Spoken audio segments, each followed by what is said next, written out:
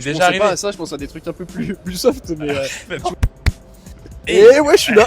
qu'est-ce qu'on a pensé de ce nouveau film de Quentin Dupieux? Je vais laisser Basile commencer. J'ai passé un super moment très kiffant. Ça commence doucement, je dirais, et ça s'intensifie après. Surtout, il y a une scène vraiment qui m'a marqué moi dans le film, c'est l'interview avec la journaliste du coup. Et Complètement d'accord. j'ai bien aimé l'espèce de climax du film où vraiment ça part en live.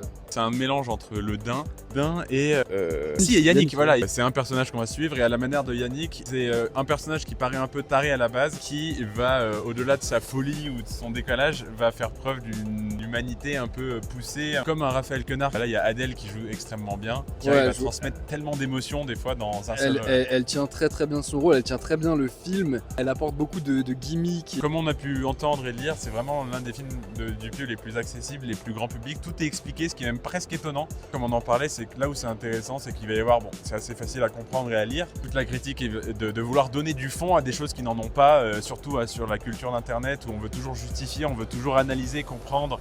La création de contenu. Se dire, ah tiens, telle personne a fait telle vidéo et c'est énormément de travail, et ah là là, mais comment est-ce que vous faites pour gérer tout ça? Oui, effectivement. Et pourquoi ils le font Ouais, voilà. Est-ce qu'il y a un sens derrière tout ça alors que pas forcément? Et le film pointe ça aussi un peu du doigt, la vacuité de tous les interviews de certaines personnalités. Des fois, il faut juste pas aller chercher plus loin, il faut les laisser tranquilles. Il y a aussi tout le rapport à la communauté, à la fanbase, qui déshumanise à un point complètement fou. L'argent également. Petit spoil, il faut partir maintenant sur la fin du film, mais la scène de fin pourrait se produire pour de vrai. C'est arrivé à des créateurs de contenu. Oui, en live, une créatrice de contenu qui s'est fait en live par un mec qui venait la voir en prétendant lui offrir des fleurs et il l'a en direct sur un stream.